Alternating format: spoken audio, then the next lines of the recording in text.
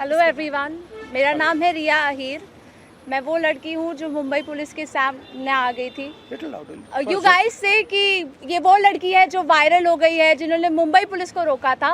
But मैं media से ये कहना चाहूँगी, मैं वो लड़की हूँ जिन्होंने 20 बच्चों को अनलॉफुली डिटेन होने से रोका था।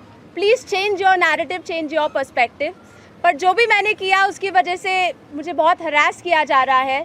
ट्रोलिंग नहीं बोलूँगी मैं, क्योंकि ये ट्रोलिंग नहीं है, ये क्राइम है।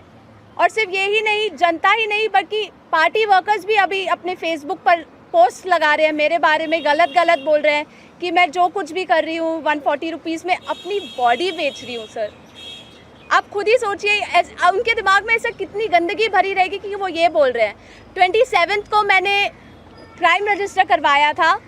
आज 5 तारीख है, मेरे हाथ में अभी तक FIR नहीं आया है। ना ये बेटियों को पढ़ने दे रहे हैं, ना ये बेटियों को बचने दे रहे हैं। मैं बस आपसे इतना कहना चाहूँगी कि एज मीडिया हमारी सबकी रिस्पॉन्सिबिलिटी होती है कि जिन बच्चों के लिए मैं खड़ी थी अब वो मेरे लिए खड़े हैं। एज ए सिटीज़न हमारी भी रिस्पॉन्सिबिलिटी है कि एक दूसरे के लिए हम खड़े रहें। Thank you. मैं फरहनाज उत्तर प्रदेश से आई हूँ।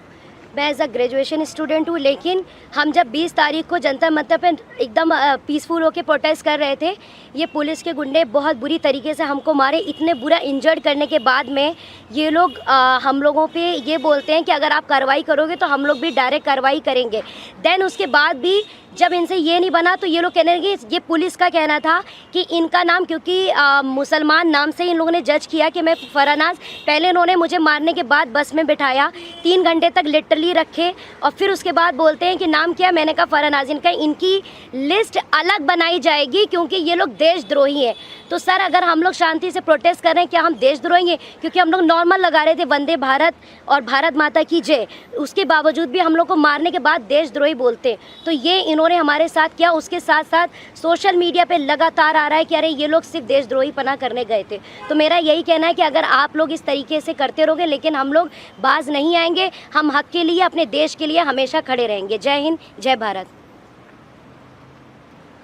हाय एवरीवन, मेरा नाम मुस्कान है।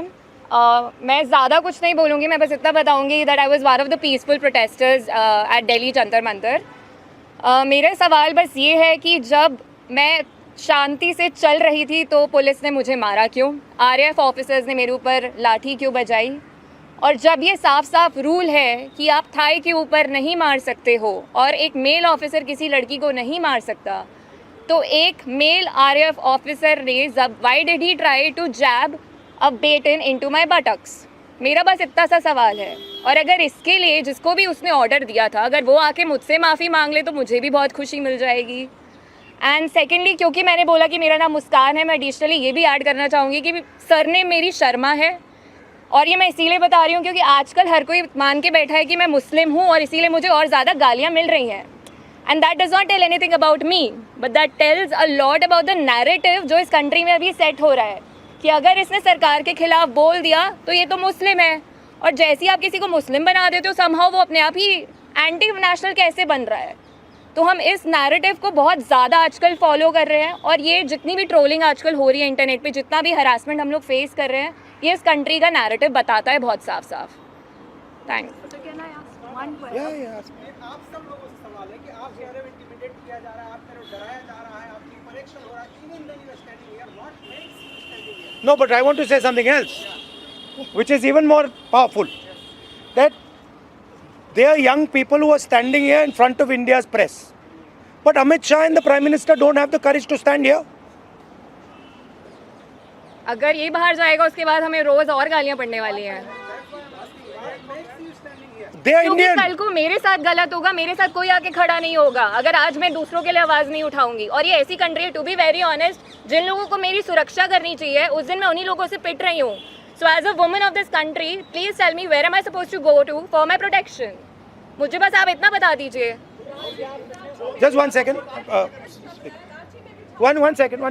मेरा बस एक सवाल है, जो भी ये देख रहा है उनसे, क्या जस्टिस आपको सिर्फ तभी मिल सकता है जब आप कोई कॉन्स्टिट्यूशनल वर्कर हो, या आर्टिकल 14 के हिसाब से जस्टिस सबके लिए इक्वल है?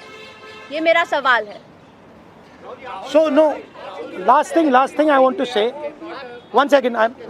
We're not taking any more questions. Last thing I want to say is that for them to come here, जो आपने बोला, it is an act of courage. It is not easy for them to come here. They are facing harassment, they are facing violence, they are facing torture, and I am very proud that they have the courage to speak so eloquently, so beautifully about what they are feeling. And these are exactly the type of youngsters that this country needs. There's thousands and thousands of them, and I'm extremely proud of what they have done.